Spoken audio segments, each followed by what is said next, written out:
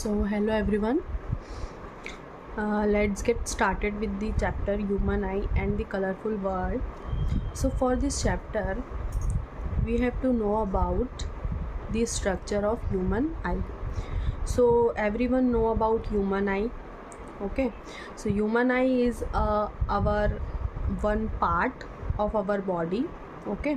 So, which help us to see everything all around the universe. ठीक है. So human आई जो है वो हमें हेल्प करती है चीज़ों को देखने के लिए.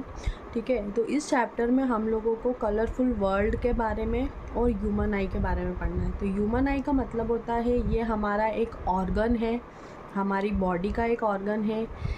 इसे हम सेंस ऑर्गन भी बोलते हैं क्योंकि ये आसपास की चीज़ों को सेंस करता है और हमें देखने में हेल्प करता है कि हमने कौन सी चीज़ देखी है. ठीक है. तो ह्यूमन आई जो है इसका स्ट्रक्चर जो है, सबसे पहले हमें इस चैप्टर में इसके स्ट्रक्चर के बारे में पढ़ना है. तो सबसे पहले स्ट्रक्चर जो है, देखिए आपको स्क्रीन पर स्ट्रक्चर दिख रहा होगा, ये हमारी ह्यूमन आई का स्ट्रक्चर है. ठीक है. ह्यूमन आई का जो स्ट्रक्चर है इसमें सबसे पहले आपको दिखेगा कॉर्निया. ठीक है. कॉर्निया जो होता है वो अपर पार्ट ऑफ आई होता है. ठीक है. ये एक लेयर होती है, ट्रांसपेरेंट होती है. ठीक है. आपको दिखाई दे रही होगी. इसी से जो है आँखें जो है हमारी, आइज़ जो है, ठीक है, जो लाइट होती है वो सबसे पहले इसी पार्ट के ऊपर रिफ्लेक्ट होती है, मतलब आती है. ठीक है. पड़ती है इसके ऊपर. ठीक है. अब आपको सेंटर में दिख रहा होगा प्यूपिल. ठीक है. तो प्यूपिल वाला जो हिस्सा होता है, ये जो होता है इसे हम ब्लैक स्पॉट भी बोलते हैं. ठीक है. यहाँ पर जो लाइट रे यहाँ पर आएगी वो लाइट रे रिफ्लेक्ट नहीं होती, वो सीधा आँखों के अंदर चली जाती है. ठीक है. तो प्यूपिल वाला जो हिस्सा है इसे हम ब्लैक स्पॉट बोलते हैं. हमारी आँखों में जब आप देखोगे तो आपको सेंटर में एक ब्लैक होल टाइप दिखाई देता है, वो उसी को हम प्यूपिल बोलते हैं. प्यूपिल जो होता है उसके आसपास का जो हिस्सा होता है इसे हम इरिस बोलते हैं. ठीक है. इरिस के बाद में अंदर, जब हम प्यूपिल के अंदर देखेंगे तो हमें एक लेंस दिखाई देता है. ये जो लेंस है ना, ये कॉन्वेक्स होता है शेप में. कॉन्वेक्स का मतलब होता है दोनों तरफ से उभरा हुआ हिस्सा, वो कहलाता है कॉन्वेक्स लेंस. ठीक है. लेंस का मतलब होता है कि लेंस जो होते हैं उनमें लाइट जो है वो आर से पार जा सकती है. ठीक है. ट्रांसफ़र हो सकती है, उन्हें हम लेंस बोलते हैं. लेकिन मिरर में क्या होता है, अगर हम एक तरफ से कोटिंग कर दें तो लाइट रिफ्लेक्ट होगी, उसे हम मिरर बोलते हैं. लेकिन आँखों के अंदर लेंस होता है, ये नेचुरल लेंस होता है, कॉन्वेक्स शेप का ये होता है. ठीक है. जो लेंस है इसे पकड़ने के लिए दो मेम्ब्रेन होती है हमारे पास आँखों के अंदर. ठीक है. इन दोनों मेम्ब्रेन जो होती हैं, इन मेम्ब्रेन्स को हम बोलते हैं मसल्स, सीलियरी मसल्स. ठीक है. ये जो मसल्स है इस लेंस को पकड़ के रखती है. ठीक है. ताकि जो लाइट रे अंदर आएगी वो सीधा सबसे पहले लेंस के ऊपर पड़नी चाहिए. ठीक है. लेंस से ट्रांसफ़र होकर लाइट अंदर जाती है. ठीक है. तो हमारी जो ह्यूमन आई है उसका सबसे मेन पार्ट जो होता है वो होता है लेंस और रेटिना. अब रेटिना जो है वो कहाँ पर है? रेटिना देखो सबसे लास्ट में, आँखों के सबसे पिछले वाले हिस्से पर रेटिना पाया जाता है. रेटिना जो है, रेटिना एक पर्दा होता है. ठीक है. जैसे आप मूवी देखने जाते हो तो मूवी पे आपको जो स्क्रीन दिखाई देती है उस स्क्रीन को हम हमारी ह्यूमन आई में रेटिना बोलते हैं. जो भी इमेज होती है वो रेटिना के ऊपर फॉर्म होती है.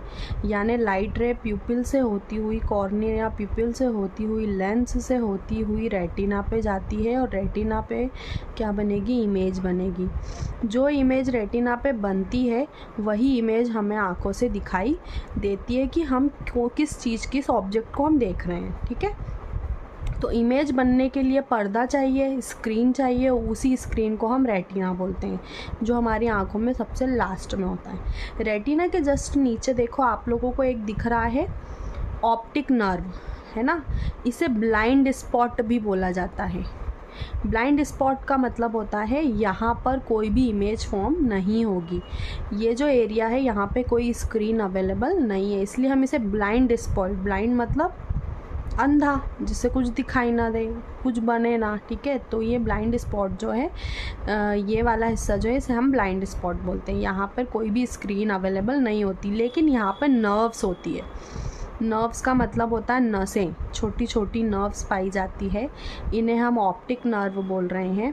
ऑप्टिक नर्व का मतलब होता है रेटिना पे जो भी इमेज बनती है उसकी इन्फॉर्मेशन इन नर्व्स के थ्रू हमारे ब्रेन के पास चली जाती है। कहाँ चली जाती है? ब्रेन के पास। तो हमारा जो ब्रेन है वो कंसीडर करता है कि क्या ऑब्जेक्ट जो है, किस ऑब्जेक्ट की इमेज रेटिना पर फॉर्म हो रही है, वो हमारा ब्रेन डिसाइड करता है। उसके बाद वो हमें सेंसेशन प्रोवाइड करता है और फिर हम उस चीज़ पर रिएक्ट करते हैं, ठीक है। जैसे आपने कोई सुंदर सा फ्लावर देखा, तो फ्लावर की इमेज बनेगी, यहाँ पर इमेज के सिग्नल जाएंगे ऑप्टिक नर्व के थ्रू ब्रेन में, और फिर ब्रेन बताएगा कि हमें कैसा बिहेव करना है, हमें क्या बोलना है, कैसा फील करना है।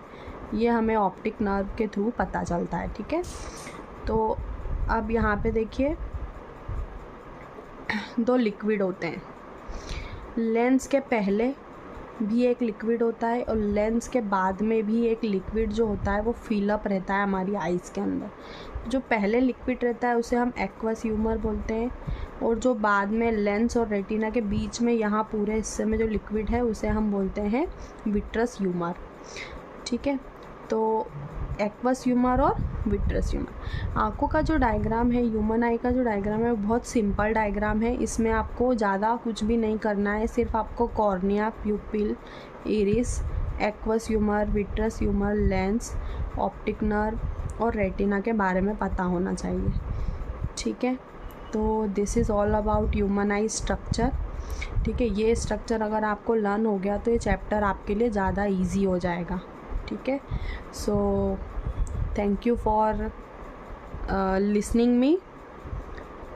Ready for the next video.